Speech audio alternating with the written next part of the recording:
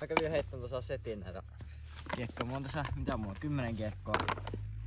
Tässä mulla on ekana 4 ylivakata heittoputteria. Sitten 3 suoraa midaria ja 3 alivakata midaria. Aloitetaan heittoputtereista.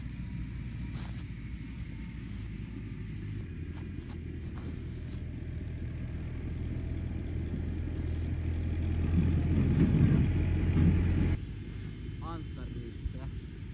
Ihan kevyt pikku antsa. Semmonen tuli smoothie release. Ei ihan liikaa väpähtäisi.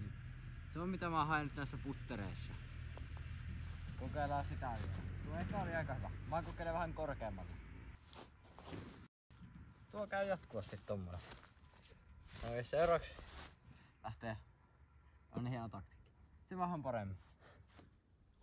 Tommonen. Vielä haetaan vähän smoothimpaa. Hypätään näihin.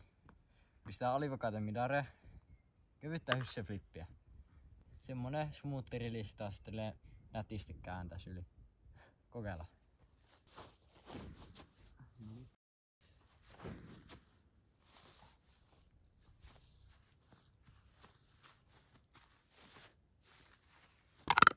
Verdicti-metodi MD3, niin mä laisin niitä puttereilla, mutta laitan vähän enemmän tehoa siihen ja katsotaan. Mä itse asiassa mittaan nää.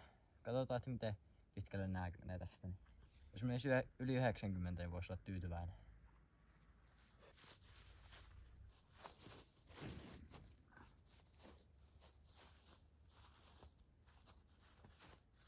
Se oli nyt ainakin se 90. Mä heitän vielä. Pistää DD3, Aver Jenkins Tessu. Ja noin.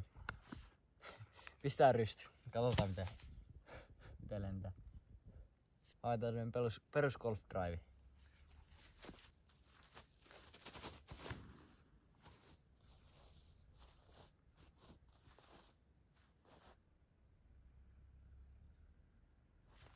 Se oli kyllä niin pitkä, että haluan mitata sen, mutta sitten DD3.